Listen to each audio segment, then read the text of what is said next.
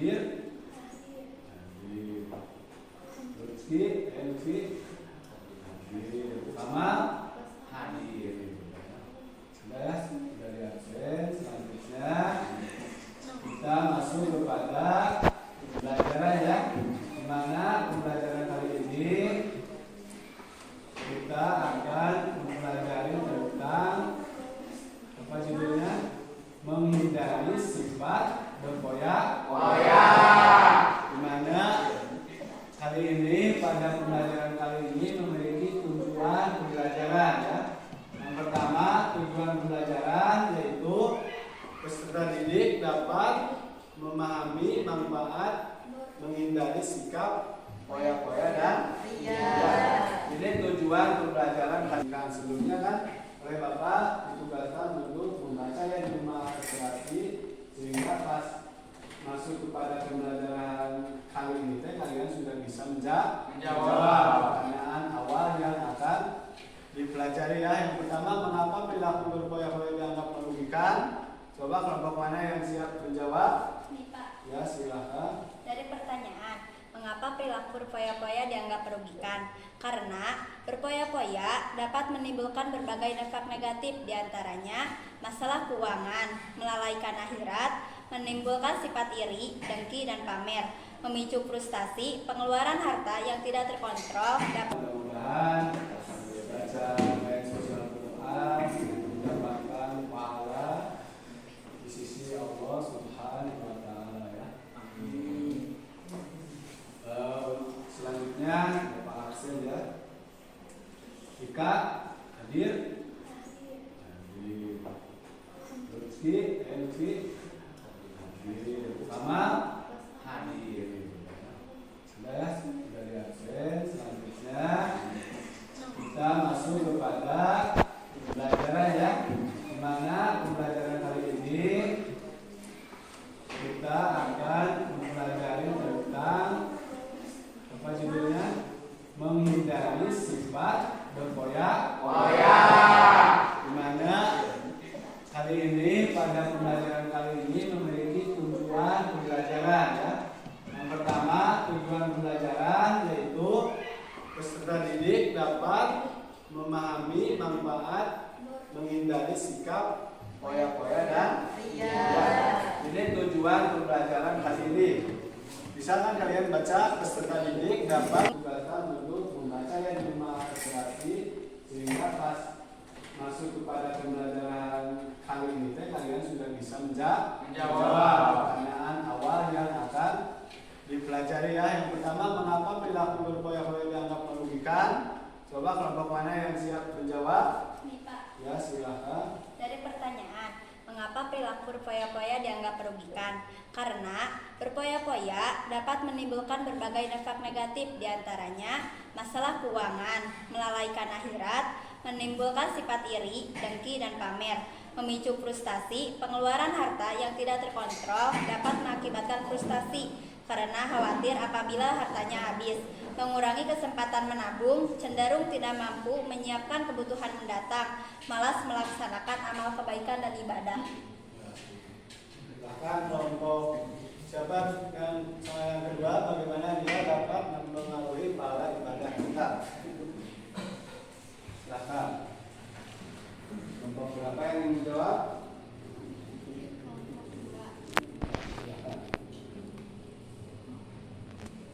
Jadi sebelumnya ria adalah sebuah istilah dalam agama Islam yang berarti melakukan ibadah atau amalan baik hanya untuk mencari pujian, pengakuan, atau kesan baik dari orang lain, bukan karena keikhlasan dan tawadu kepada Allah Subhanahu wa Ta'ala.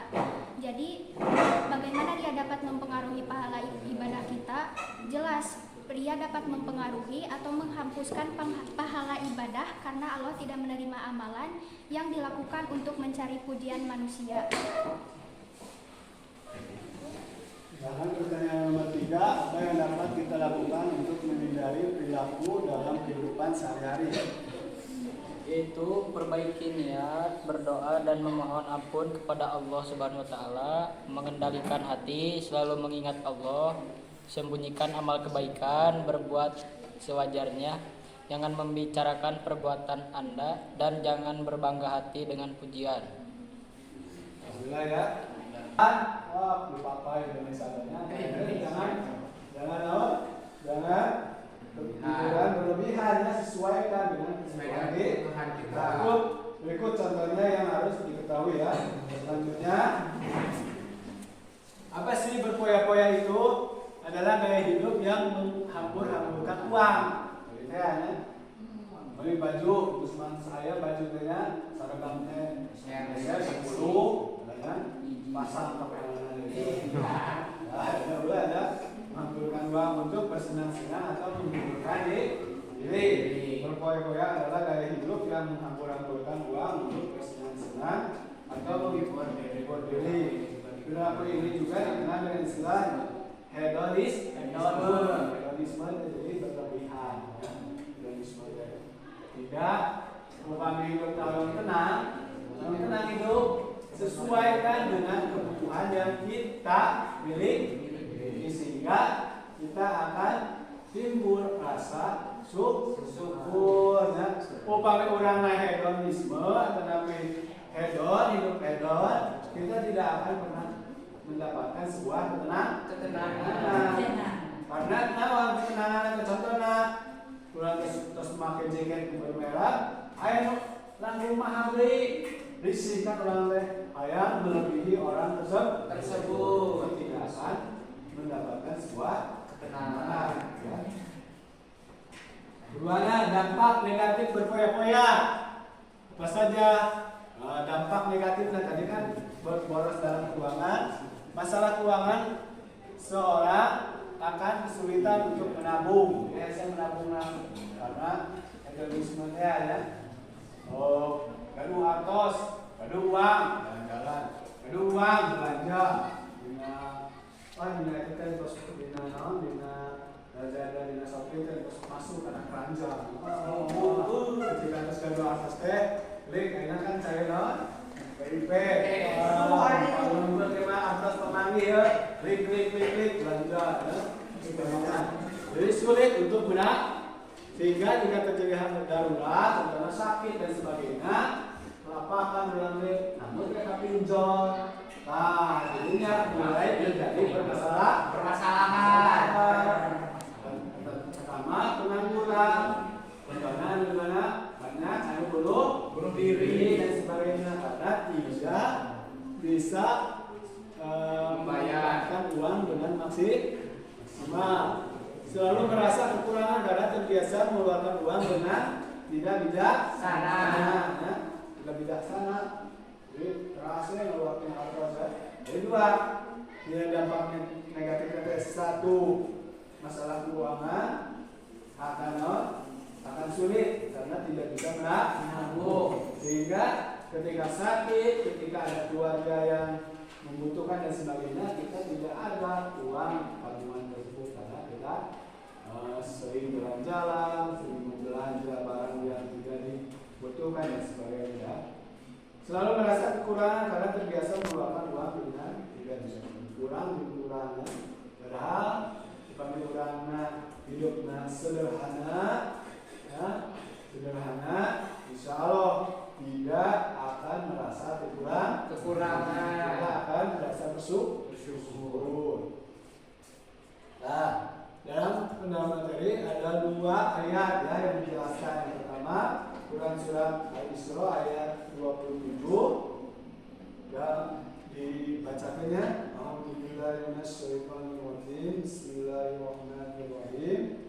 Innal muhajirin kanu ikhwanas syaitin. Atas nama sungguhnya pemboros itu adalah saudara wa kana syaitanu li rabbih kafura. Jelas namanya dan setan itu adalah saudara satu dan apabila memiliki sifat boros berarti sudah bersaudara dengan setan. Setan itu sangat tingkat pada ya Al-Quran ayat 67 ya. Sama dan orang-orang apabila berinfak tidak berlebihan dan tidak kurang miskin, infak mereka adalah pertengahan antara kedua materi yang sudah Bapak sampaikan ya, untuk pendalaman materi. Sekarang kalian mengerjakan ya, di mana ada LKPD, di mana LKPD tersebut sama kelompok 1 LKPD-nya, kelompok 1 LKPD-nya itu menganalisis konsep pemborosan dalam Quran surat Al-Isra ayat 27 berdasarkan tafsir Muyasir dan Al-Misbah. Kelompok 2 analisis konsep keseimbangan dalam Quran surat Al-Furqan 67 berdasarkan tafsir Ibnu Katsir dan Muyasir. Kelompok 3 perbandingan antara larangan boros dan perintah berbagi. Jelaskan bagaimana keduanya saling melengkapi. Kelompok 4 implementasikan konsep larangan boros dan perintah berbagi dalam kehidupan. Itu lembah kerjanya ya. Bapak memberikan lembah kerjanya. Silakan kalian tugasnya tunjuk kegiatan. Peserta didik dibagi menjadi 4 kelompok. Setiap kelompok mendiskusikan aspek tertentu sesuai dengan tugas yang diberikan. Hasil diskusi dicatat dalam tabel yang telah disediakan dan dipresentasikan ke depan. Jadi petunjuknya seperti ini. Yang kelompok sudah ada. Dengan bapaknya.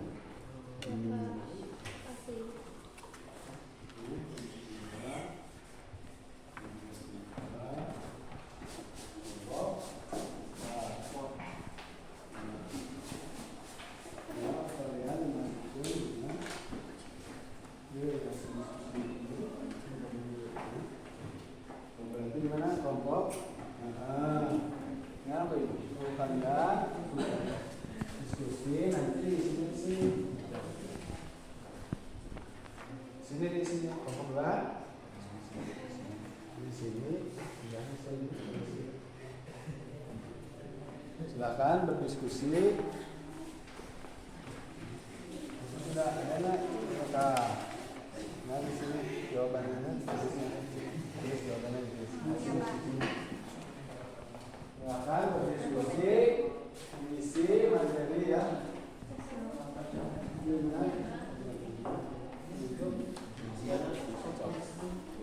Silakan berdiskusi. Mari. Berdiskusi ngobrol.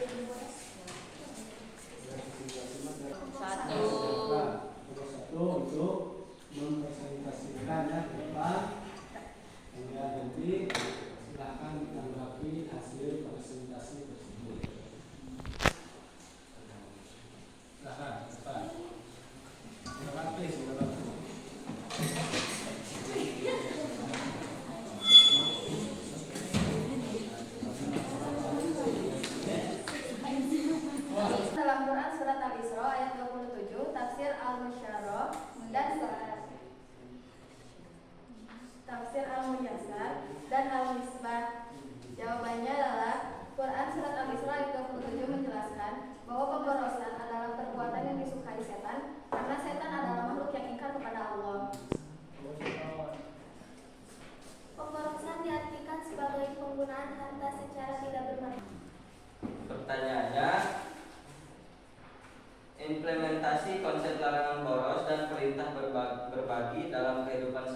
hari apa Kamal? Satu, membuat anggaran keinginan untuk kebutuhan pokok tabungan dan sedekah. Dua, tidak memberikan barang yang tidak diperlukan. Tiga, melakukan sedekah secara rutin baik dalam jumlah besar maupun kecil sesuai.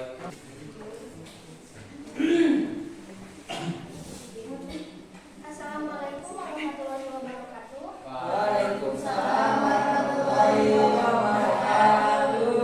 Baik, berdirinya kami di sini akan mempresentasikan hasil diskusi kami mengenai pertanyaan, yaitu menganalisis konsep keseimbangan dalam Quran Surat Al-Furqan ayat 67. Tapi sebelum itu, kami akan memperjelaskan dulu apa yang dimaksud dengan tidak. Ya, kita harus mampu mengelola keuangan supaya tidak boros,